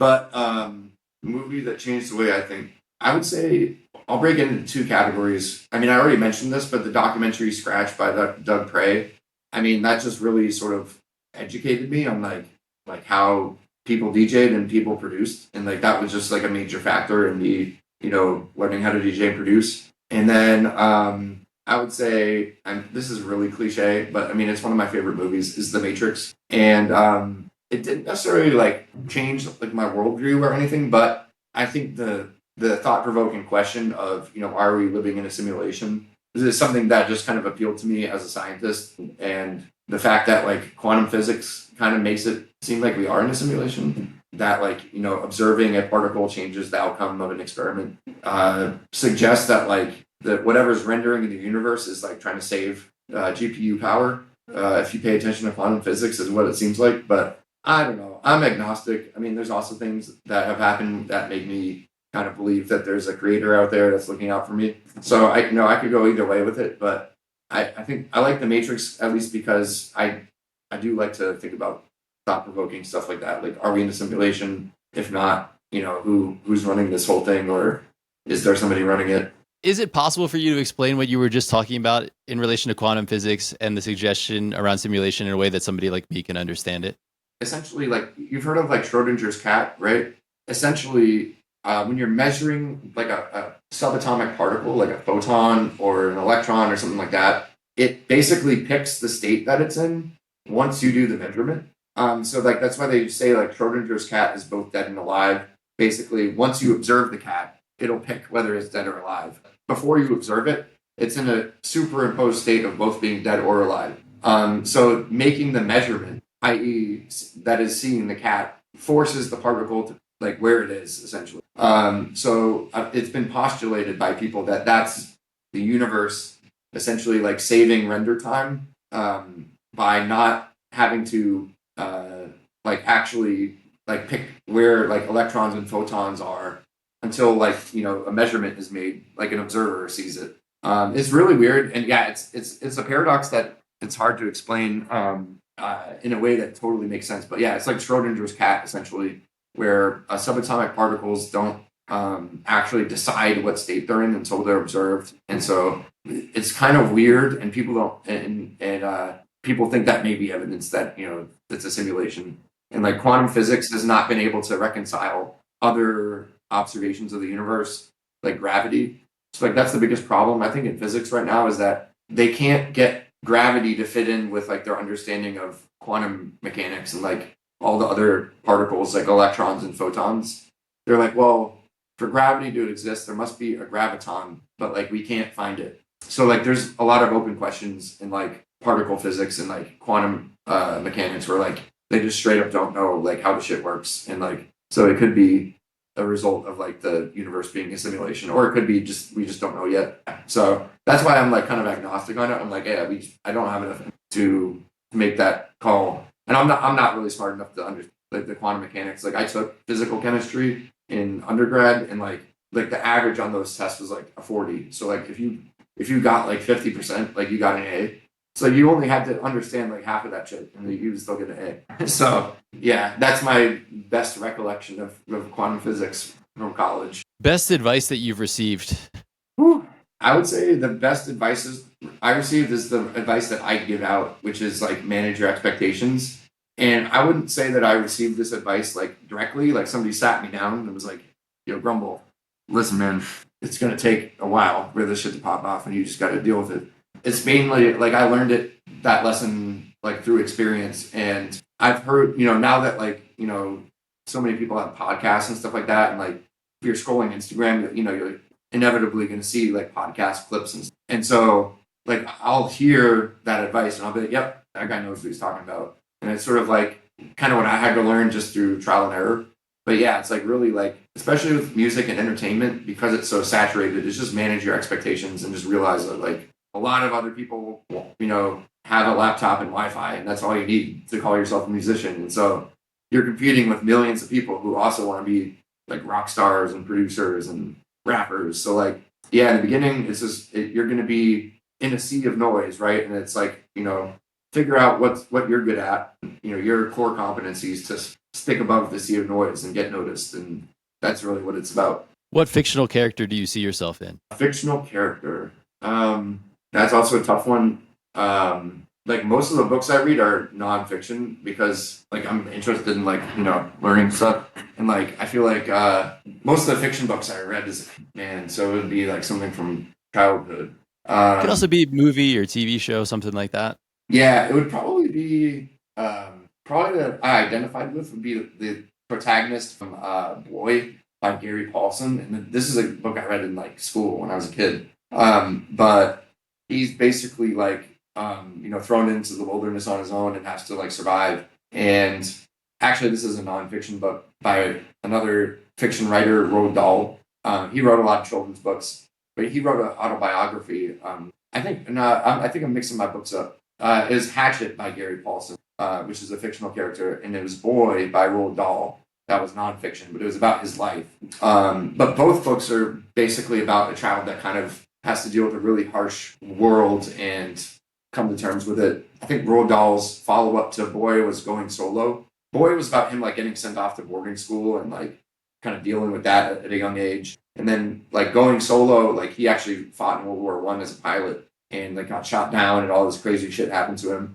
But yeah, I found myself being inspired by stories like that of like somebody like kind of like independently with like a lot of grit, just like dealing with a lot of adverse conditions and making it out. So I tended to gravitate to those sorts of characters. But I wouldn't say there's like a particular one that I'm like, that's me for sure. But definitely like those are the kind of stories I'm like, yeah, I got to be like that, if I'm going to make it. You know what I mean? If I was shot down in a plane, like what would I do? Type of shit. Yeah, no, I'm going to check these out. Yeah, the Roald Dahl's books are really, really, really well done. People rave about his books, man. And I didn't realize he had written any nonfiction, so that's really interesting too. Yeah, they're autobiographical, and like you realize this guy was like shooting down Germans in like a fucking propeller plane with like machine guns on it, and the goddamn, and he got famous from writing children's books. So it also tells you like you could have a crazy experience like that and then go a completely different direction with your life, And yeah, it's never too late to pick it up, right? Like I didn't get my first placement until I was like in my late 20s, and so yeah. Also that like people stress about their age and like, oh, I'm 22. Is it too old? Am I too old to be producing or rapping? I'm like, no, especially producing. I mean, like Quincy Jones produced Thriller for MJ at 50. I think he was 50 years old, and that was like one of the biggest albums on the planet. So like, especially producing is like an old man's game. You don't need to get out there on stage and dance around and hype up the crowd. You can produce in your underwear at home. So yeah, a lot of people like will limit themselves like based on sort of arbitrary criteria like age or stuff like that. It's like, nah, you don't need to do that. Like anybody can do it. So yeah, that's why I resonate with those characters. It's like they overcame odds and sort of they showed that like you can really do what you set your mind to, and there's no expiration or age on it. I love that, man. That's beautiful. And I want to ask you, are there any books that you've read that you feel like would be recommendations like specific to producers that would be cool? Oh yeah, for sure. I would say the most valuable book that I've read, as far as like actual like practical advice for somebody who's trying to produce, is Perennial Seller by Ryan Holiday. In general, actually, it's a more general book for just creatives. Like, so if you're an author or painter or composer or whatever, but he basically talks about how to make a product that is going to be a classic and people will still want to buy 10 or 20 years in the future. And again, this is a book that I read, and like everything in it was clicking because it was what I had learned through like experience. And it's like, I have beats that are 10 years old that are, now just, getting to like 10 million plays on Spotify, right? And so like really being able to make something that like stands the test of time, because you're not chasing a fad, you're doing something because it's what you're good at, and it's what you like to do, and that's how it resonates and becomes like a classic piece of work, is because you've identified sort of your core competencies, and that's what you're doing. And he also gives a lot of practical advice, like about how to grow your audience, like things like having an email list, like simple stuff like that. He throws in a lot of advice on just how to grow your fan base. And another one is Atomic Habits by James Clear. I think that's who it's by. And that one, again, is not specific to production, but a lot of the advice in the book, it can be applied directly to production. And it's kind of like what I talked about building a routine and sort of like setting aside time, like to do specific things. He talks about in that book, and it's really getting at like the sum of like what you've achieved is like the sum of your habits, right? And so like, I got in the habit of making a beat or trying to make a beat every day. And now the sum of that is I have a big ass catalog of a lot of different beats, and it generates income and has an audience, and like, you know what I mean? And so, Atomic Habits, it kind of breaks down, how to achieve stuff by making like small tangible goals every day, through consistency and routine. So those two books kind of break down like a lot of what I talked about, like in how to do it in like practical terms. So those would be really good books to read if you're like trying to get into, being a creative and really like doing it.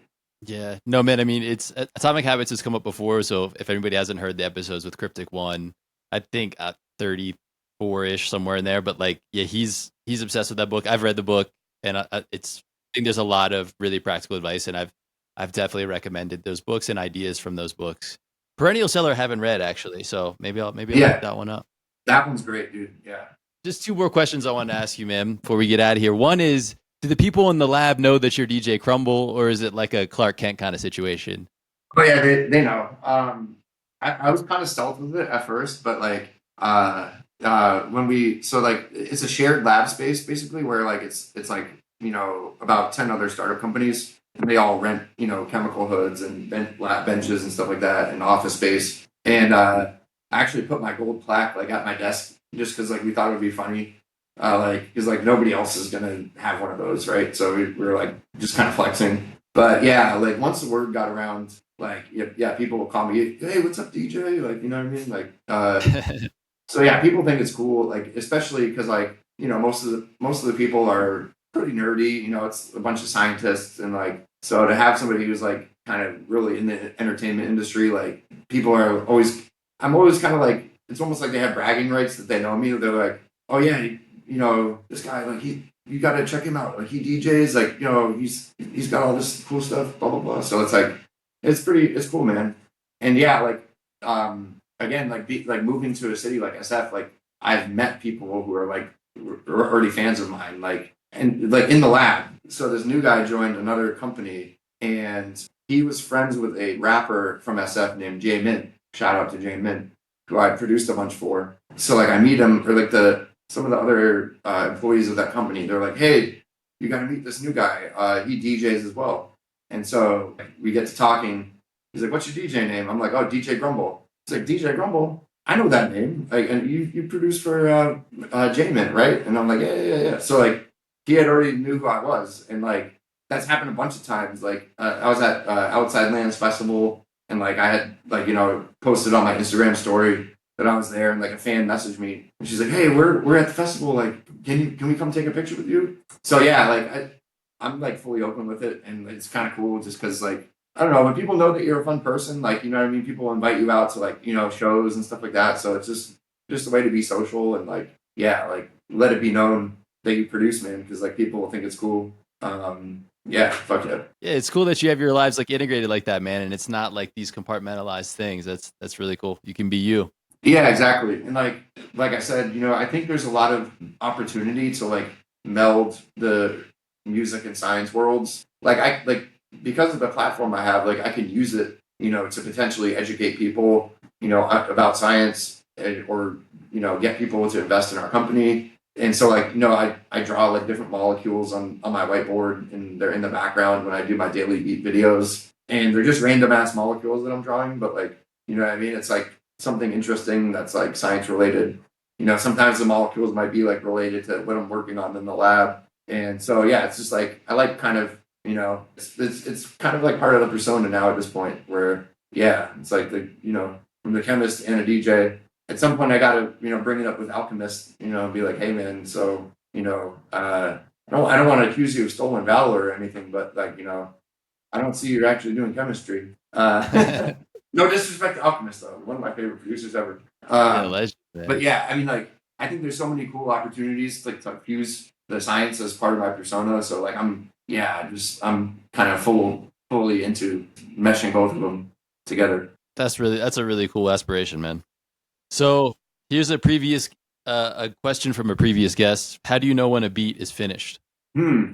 Man, yeah, that's another good one. And again, it's one of those things where it's like, you talked about taste and developing taste, and like part of it is just like your gut instinct when you hear it and you're like, yeah, that sounds dope. Like, if I didn't know that I made that beat, like I would listen to that beat, kind of. So a lot of it is just like I go off of gut instinct of when I think something is done. But yeah, there's also like, a lot of practical things like making sure the bass is like, correctly tuned or, there's certain mistakes that can be in a record in a beat that sometimes I'll accidentally like upload a beat and realize that like I left the bass note running into like the next bar and I should have like, cut it off. But generally I just kind of know when it's done when I like feel like, yeah, like that's like I would be proud to have made that beat. And that's like sort of like when I hear other beats, I'm like, damn, I wish I made that beat. That's like the same feeling when I feel that feeling for my beat. I'm like, okay, But yeah, it's hard to describe, but like yeah, it's sort of like you know it when you hear it type of thing. But yeah, there's definitely like a checklist of things. Like if I'm gonna be releasing something on Spotify, like I it has to. There's things that I check, like is it the same volume as the other beats, right? It's not clipping, the bass is in tune, or if it has a rapper or singer on it, making sure that there's no the breaths are properly taken out, it's everything's mixed and mastered, things like that. So like if it's like a full song, like it'll be ready when it's mixed and mastered and with the stems and everything. So like I have certain criteria for like official releases like that with like an artist. But as far as like a beat, and I'm just putting it on like SoundCloud or something like that, like it's really kind of spur of the moment. Like all right, it's done, upload, boom, and that's sort of like the impetus. Like I sort of err more on the side of putting it out versus keeping it hidden because that's how you get the catalog and you get the ball rolling. So yeah, like I always err on the side of putting it out rather than hiding it because yeah, that's how you eventually get like 400 or 500 songs on Spotify, and then yeah, before you know it, then you have a giant catalog. And, yeah, people are using your beats and like you've lost control of it, but in a good way. It's like I can be scrolling Instagram and like I'll hear my beat in the background of a reel. You know what I mean? I'm like, damn, okay, it's working. The algorithms and everything I set up, like all the work I put in, is paying off, and it's doing what it's supposed to do. So yeah, it's a good feeling when it finally happens, man. But yeah, it's the grind for sure. Man, that's all that I got for you. Is there anything else that you'd like to say to the people listening? Man, I just want to say thanks to really all my fans, my friends and family who support me, and I look forward to continuing to put out really dope music and to keep evolving. You know what I mean? I'm the music's gonna keep evolving. New stuff's gonna come out. Vinyls, new projects with new artists. Got some placements in the works with like some big artists that I can't really talk about, but the music is still gonna keep chugging forward, and no sign of stopping anytime soon. So yeah, for all the people out there that are diehard DJ Grumble fans, I got you. I'm not gonna disappoint. So yeah, and thanks to Producer Head Podcast for having me on, man. This was a really fun discussion. Yeah, man. No, dude. Again, man, a pleasure to have you. And I don't know, man. I think there's just so many cool things that came out of this conversation that people, whether you're in production or not, just a music fan, or if you're working on stuff in general, there's just so much. I think just like ideas for working and approach that just translates. I mean, just like kind of reflecting on it a little bit. I mean, like just the power of quantity, like as a goal in and of itself, and the intentionality in the organization to just support making a quantity of work and trusting that quality will follow, and being willing to share that is just like, I think, such a powerful message. And I really appreciate the level of transparency in which you really conveyed that over and over again. So, man, thanks so much. I really appreciate the time and like what you shared with me today and with the rest of us. Yeah, of course, man. Excited for this to drop. Yeah, I'm sure people will find something, like I say, like with the beats, there's something for everyone. Like, with my advice, there's always something for everyone.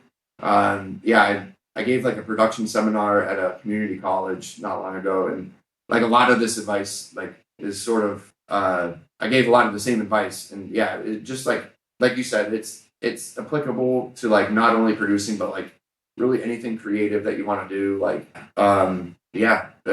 it's the 10,000 hours, and managing your expectations are like your biggest ally as far as getting to where you want to be, and having fun doing it. Because you could get to where you want to be and be miserable too, like forcing yourself to make beats and locking yourself in a room, but that's no fun. So doing it, but you gotta have fun along the way too. You know what I mean? It's not all about just hitting quotas for beats and I gotta get to my 10,000 hours. It's like if you can do that and have fun, like you're winning. You know what I mean?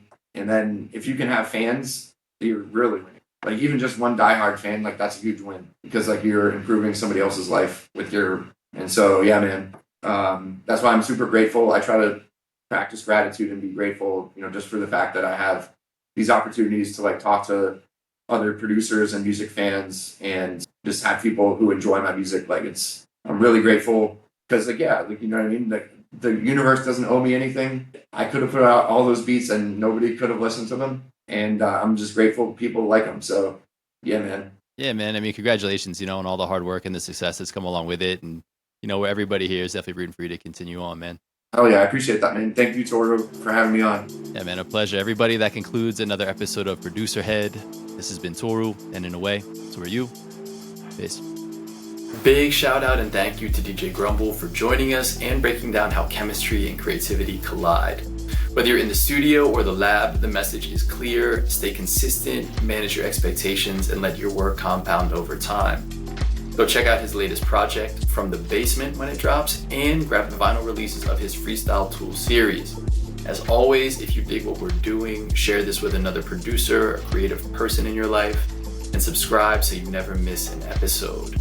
From Producer Head, this has been Toru, and in a way, so were you. Peace. If you enjoyed this episode, please subscribe, share with a friend, and leave a rating and review wherever you're listening. This helps Producer Head find its place and its people.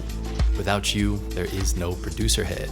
Thanks again for tuning into Producer Head. Subscribe and join our community over at producerhead.substack.com so you never miss an episode. Substack subscribers receive exclusive access to the bi-weekly podium, the curation of my favorite discoveries on and offline over the past week. You'll also get access to Producer Head Bars, where I share the best of what's been shared with me to help you and other producers in our community grow. The podium and Producer Head Bars are designed to provide immediate inspiration and direct application in your creative process. So, subscribe at producerhead.substack.com to receive real inspiration and ideas you can use to elevate your own process today. If you care for the craft, get your exclusive access at producerhead.substack.com. This episode was co-produced, engineered, and edited by Matthew Diaz. Big thank you to him. From Producer Head, This is Toru, and in a way, so were you.